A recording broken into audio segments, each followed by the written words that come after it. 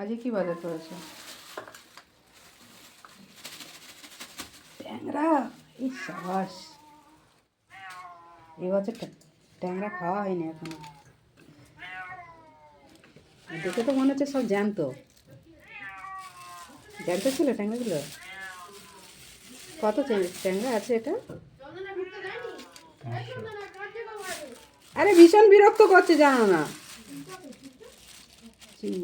চিংড়িটা তো আসবে, এটা জানা কথা।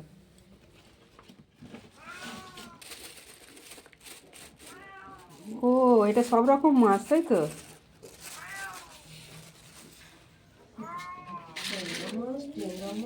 কত করে নিল?